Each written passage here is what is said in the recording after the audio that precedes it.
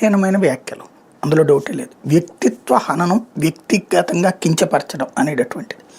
ఒక రకంగా చెప్పాలంటే ఆమె మీదన ఒక కులట ముద్ర వేసే ప్రయత్నం చేశారు.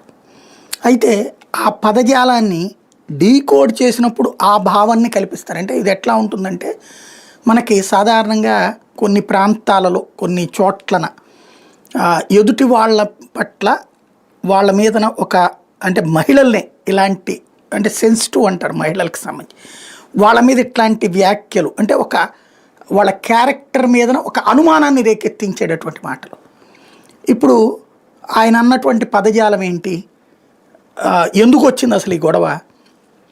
ముందు ప్రశాంత్ రెడ్డి అక్కడ తిరుగుతోంది కొవ్వూరులో ఎమ్మెల్యేగా, సుదీర్ఘకాలం పాటు కొవ్వూరు ఎమ్మెల్యేగా వాళ్ళ నాన్నగారు, తర్వాత ఈయనే ఉన్నారు నల్లపరెడ్డి ప్రసాద్ గారు. ఒకప్పుడు తెలుగుదేశం ఎమ్మెల్యేని ఆయన, తర్వాత కాంగ్రెస్ ఇండిపెండెంట్గా కూడా గెలిచాడు, కాంగ్రెస్ పార్టీ తరఫున గెలిచాడు.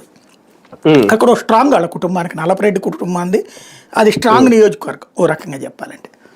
అట్లాంటి చోట్లన ప్రశాంత్ రెడ్డి గెలవటం అనేటటువంటిది ఒక షాకింగ్ పరిణామం నల్లపరెడ్డికి, ఎందుకంటే బయట నుంచి వచ్చి గెలిచింది ఆవిడ. దాంతోపాటు పదే పదే తిరుగుతోంది నియోజకవర్గంలో. ఒకప్పుడు నల్లపరెడ్డి వెనకాల తిరిగిన వాళ్ళు అనేక మంది ఇప్పుడు ప్రశాంత్ రెడ్డి వెనకాల ఉన్నారు. ఇది ఆయనకి మింగుడు పడని విషయం. గతంలో కూడా ఇట్లాంటి రాజకీయాలు జరిగినాయి, కానీ తన వెనకాల ఉండేవాళ్ళు అవతల వాళ్ళ వైపుకి వెళ్ళడం అనేటటువంటి జరగలేదు. దానికి కారణం